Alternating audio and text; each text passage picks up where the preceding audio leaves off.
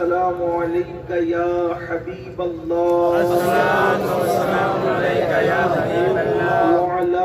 آلک واصحابک یا نور اللہ، صلی اللہ تعالی علیہ وسلم، زہ عزت و اطلاع محمد، زہ عزت و اطلاع محمد، کہ ہے عرش حق زیر پائے محمد، عصائے قدیم اژدہائے غضب تھا، گروں کا سہارا عصائے محمد، عنایت کا جوڑا اجابت کا صحرا، دلہن بن کے نکلی دعائے محمد، اجابت نے جھک کر گلے سے لگایا، بڑی ناز سے جب دعائے محمد، اور رضا پل سے اب وجد کرتے گزریے، رضا پل سے اب وجد کرتے گزریے، کہ ہے رب سلم صدائے محمد۔ آج کی محفل تحفظ ناموس رسالت کے حوالے سے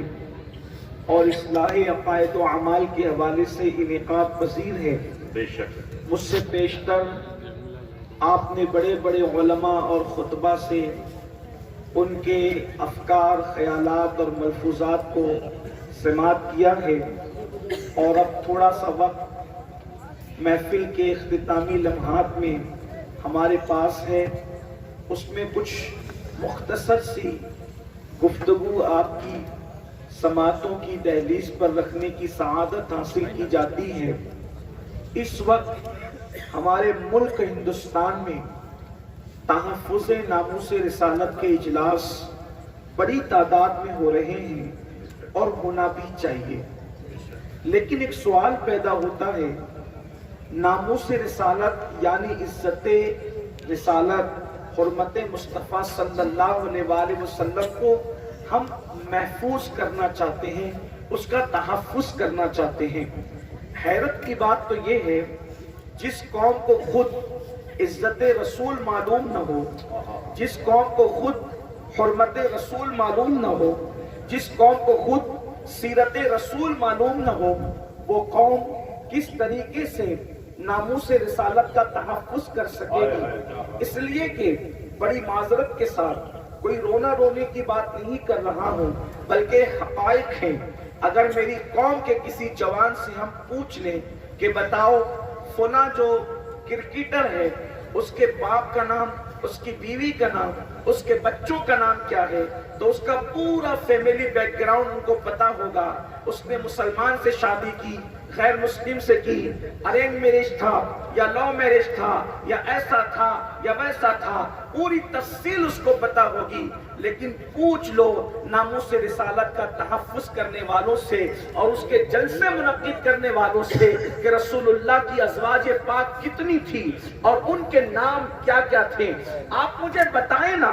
لوگ رسول اللہ کی ناموس پر یوں ہی حملہ نہیں کر رہے ہیں، انہیں پتا ہے کہ امت محمدیہ رسول پاک سے کتنی دور ہو چکی ہے۔ اللہ کی عزت و جلال کی قسم، اچھی طرح یاد رکھنا، اگر پوری دیانت داری کے ساتھ ہم نے مصطفیٰ جان رحمت کی سیرت کو اچھی انداز میں لوگوں کے سامنے پیش کر دیا، پوری دنیا اسلام کے دامن میں پناہ لینے پر مجبور ہو جائے گی۔ اگر کی نفرتوں کی بولی جا رہی ہے، اس میں بھی کہیں نہ کہیں ہم قصوروار ہیں۔ لوگ ہمیں دیکھ کر اندازہ کرتے ہیں کہ ہمارے رسول کیسے ہوں گے، اس لیے کہ ہمارے یہاں کی شادیاں ڈیجوں سے بھرپور ہے، ہماری راتیں شراب و شباب کی رنگینیوں سے بھرپور ہے۔ ہم نے اپنے پڑوسی کی ناک میں دم کر رکھا ہے، بیویوں کو سالن میں نمک زیادہ ہونے کی بنیاد پہ طلاق دے رہے ہیں، تو لوگ یہی تصور کرتے ہیں معاذ اللہ کہ جیسے یہ مسلمان ہیں،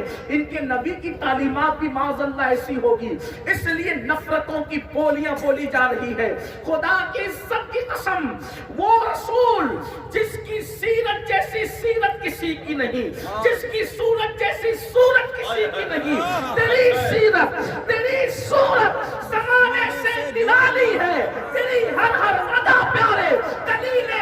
مثالی بے شک نعرہ تکبیر، نعرہ رسالت، مسلک اعلی حضرت، آمد رسالت۔ ارے اس کی صورت کیسی ہوگی کہ ایک مرتبہ دیکھنے کے بعد بلبل سدرا کا پاکا بھی، بلبل سدرا کا بھی سدرا پہ دل نہیں لگتا، وہ بھی بے چین نظر آتے ہیں۔ کاش کوئی کام اللہ دے دے، اسی بہانے سے سدرا چھوڑ کر میں مدینے کی گلی میں جاؤں اور آمنہ کے نال کے رخ بطوحہ کی